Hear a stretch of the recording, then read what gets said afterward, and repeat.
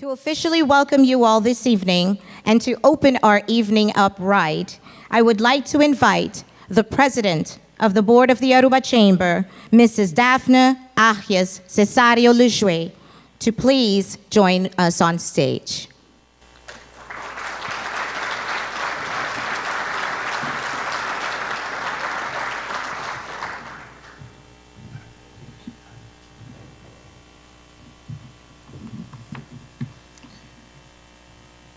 Good evening, Governor Refugniol,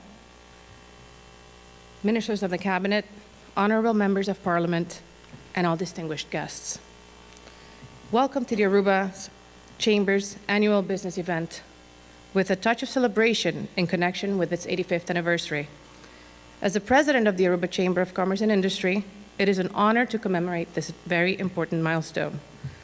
As we reflect on the past 85 years, we can look back on a remarkable history of development in Aruba's commerce and industry.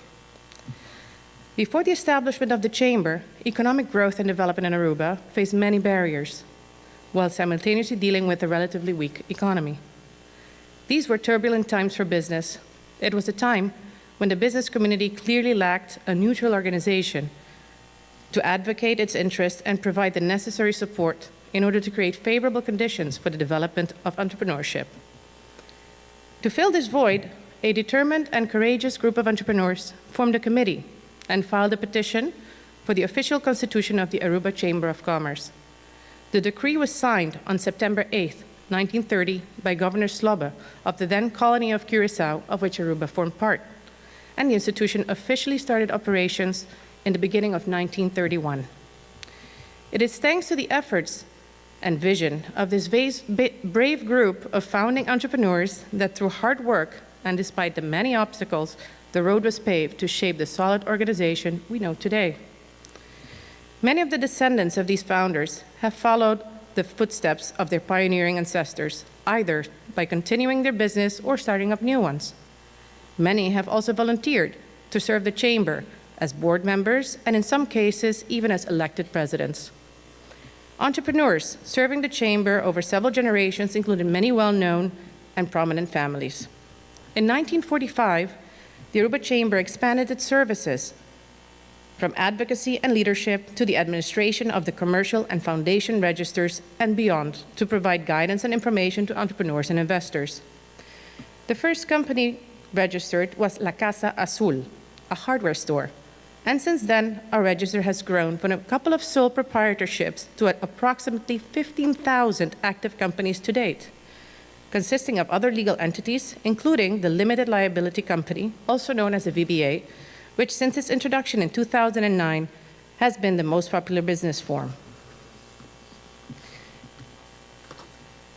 Over the past 85 years, the Aruba Chamber has played an important role in the development of our economy, and in doing so, has experienced an array of economic challenges and changes that have impacted our community, our lifestyle, and commerce in general, such as our main economic activity that shifted from oil refining to tourism industry, and with that, we modernized from a mainly industrial to service community economy, where economic access shifted from St. Nicholas to Oranjestad and beyond to the tourism corridor area.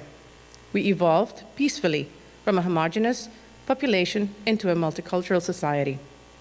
We matured within the Kingdom of the Netherlands from a dependent territory of the colony of Curaçao to an autonomous country, a status known as status aparte. We endured the closure of the refinery and experienced further increased dependency on the tourism industry. Having a much more developed economy than that of 85 years ago does not mean we currently do not face challenges.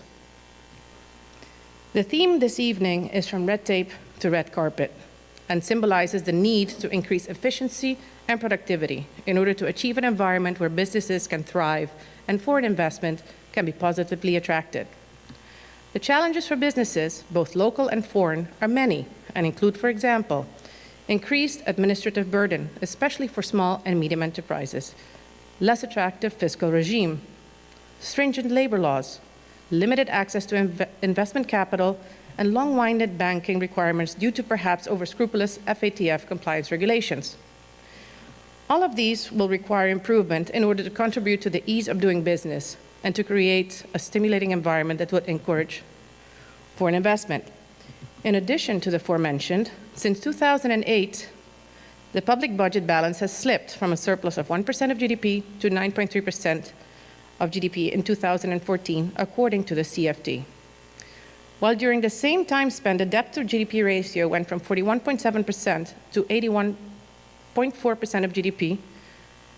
For 2015, mild improvement is projected, but only if proposed measures are indeed implemented.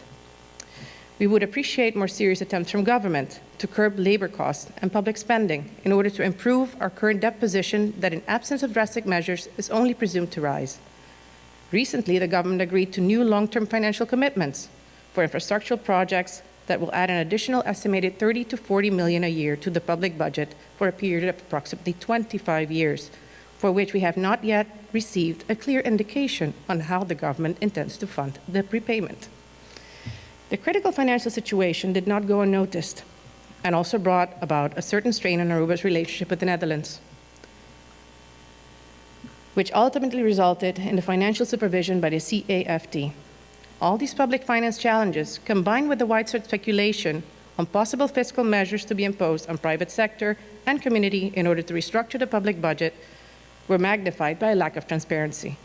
This in turn created a lot of uncertainty and reduced investment from the private sector over the past couple of years as entrepreneurs braced for the worst. While we have been informed by government that they have prepared an ambitious plan for fiscal reform to be effective January 1, 2016, to date, as we reach the end of October 2015, we have no information about a definite or approved plan. Meanwhile, the Chamber has observed as well as received signals from the business community of various ad hoc and disruptive developments that have only further increased the cost of doing business, such as, for example, the sudden introduction of BAZ fee and the hasty introduction of paid parking in an already beleaguered and fragile Oranjestad, with other measures possibly on the horizon. The Chamber shares the ambitious vision of the government and strongly believes in sustainable development and in enhancing living standards, promoting growth and shared prosperity. However, the Chamber also feels that successful execution of this vision requires prioritized and balanced decision based on political courage, decisive action, and truly multilateral thinking, and can only be achieved through transparency, cooperation, and strong leadership, where the government actively involves and listens to stakeholders and the community, and where she fulfills her role as facilitator. On this special occasion, the Chamber of Commerce presents the first edition of its official Aruba Business Environment publication, which is a compilation of statistics, facts, and perspectives on Aruba's business environment from different official sources, researchers, the database held by the Chamber, as well as interviews held with various captains of industry. The Aruba Chamber of Commerce, as a party that deals with all stakeholders in the business community, wants to achieve an improved flow of processes and overall infrastructure that leads to a more attractive business environment. The Chamber of Commerce believes that with the initiation of this publication, a fresh approach could be stimulated to evaluate doing business in Aruba in a way that benefits the business community overall and thereby the population of Aruba. According to the World Bank Group publication Doing Business of 2015, the ease with which it is possible to do business, trade, and exchange is one of the most important features of an economy. And for that reason, the Aruba Chamber considers it essential to encourage significant improvements to the ease of doing business in Aruba. As stated by the same publication of the World Bank, an economy with an efficient bureaucracy and rules of governance that facilitates entrepreneurship and creativity among individuals and provides an enabling atmosphere for people to realize their full potential can enhance living standards and promote growth and share prosperity. This is what the Aruba Chamber would like to achieve for Aruba as well. The parties involved may not always agree on the approach to take towards growth and general prosperity. However, we believe that in such the same way as Aruba has managed to achieve harmony among the 80 or so different cultures and nationalities, we can also achieve our common goal of prosperity for our people by putting aside our differences and by finding common ground and working together constructively towards this essential goal for the benefit of Aruba's current and future generations. Thank you.